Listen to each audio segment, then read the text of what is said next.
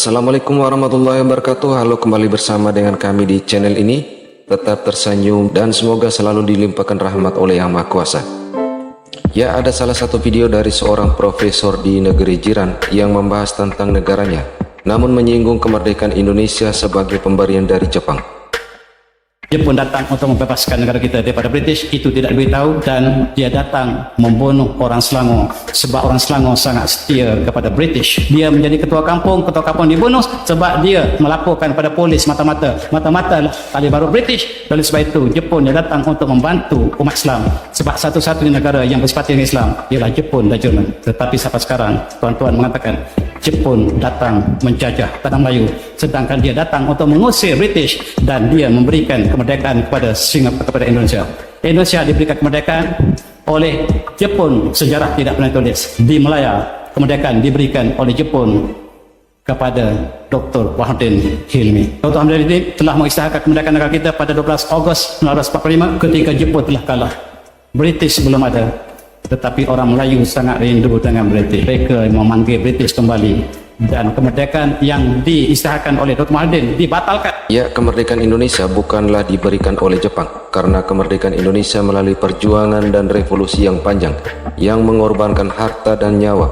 Dan ketika detik-detik kemerdekaan pada waktu itu, Jepang sudah kalah perang, sehingga tidak ada kuasa lagi untuk memberikan hadiah kemerdekaan kepada negara manapun. Kemerdekaan Indonesia juga tidak diproklamasikan oleh lembaga yang dibentuk oleh Jepang, namun dari rakyat Indonesia yang diwakilkan kepada Soekarno dan Hatta. Dan kemerdekaan Indonesia yang diproklamasikan di luar skenario awal Jepang jelas merupakan hasil pemikiran yang matang dari para pemuda-pemuda Indonesia saat itu. Lalu bagaimana kemerdekaan Malaysia? Inilah sekilas pandangan warga negaranya sendiri. Macam kena scam je merdeka kita. Ya, tuan-tuan, kita kena faham, sebab kita merdeka bukan merdeka penuh. Macam Indonesia tu mereka lawan, berperang, keluar buluh runcing.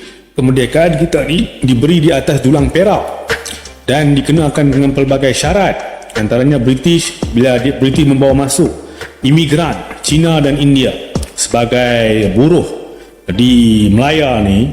Jadi apabila sampai waktu untuk mereka memberikan kemerdekaan, mereka nak cuci tangan. Mereka tak mau bawa balik orang India dengan Cina ni ke England. Jadi mereka paksa pemimpin kita untuk terima imigran. Itu syaratnya. Kalau nak merdeka kena terima orang Cina dengan orang India. Kemudian estate British harus kekal menjadi milik British. Sebab itu banyak estate itu kekal milik British walaupun dah merdeka berpuluh tahun, sehingga kita dapat balik pada tahun 1981. Kemudian dasar-dasar kita, ekonomi kita mesti pro kepada British, mesti mengutamakan barang-barang British. Pelbagai syarat dikenakan kepada kita.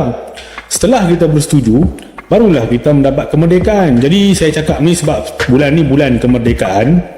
Sebab itu saya ingat Dato' On menyebut bahawa kemerdekaan kita ni adalah kemerdekaan separuh masa. Jadi ya, saya rasa benarlah apa yang disebut oleh Dato' On itu, bahawa kemerdekaan ini kemerdekaan separuh masa, tuan-tuan. Sebab apa? British masih lagi mengekalkan indirect rule terhadap negara kita walaupun telah merdeka, tuan-tuan.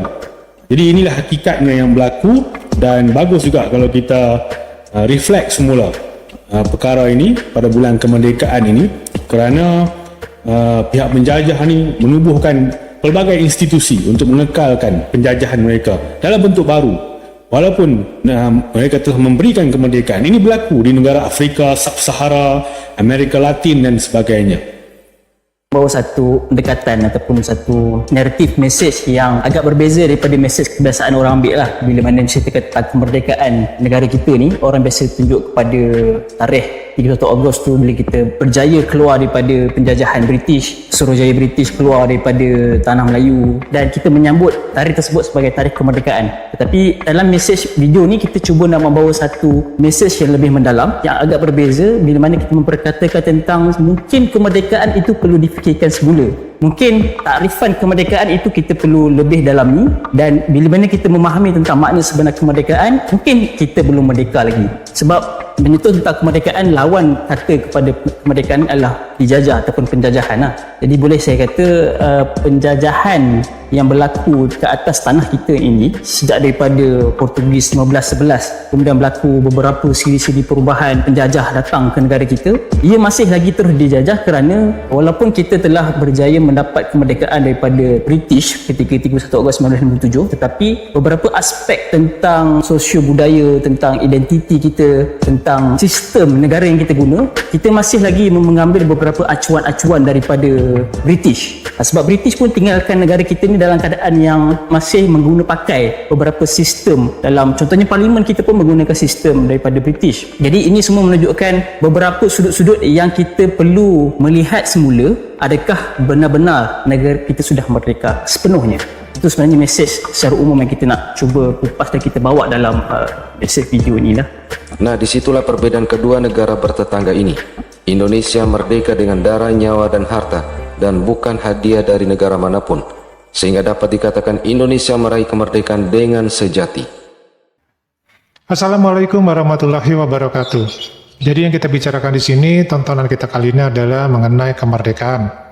Kemerdekaan Indonesia yang kita raih 100% dari perjuangan bangsa Indonesia, bahkan sebelum kita merdeka pada tahun 1945, pada tahun 1928 kita sudah mencanangkan Sumpah Pemuda yang merupakan tonggak bersejarah untuk bisa merdeka pada tahun 1945.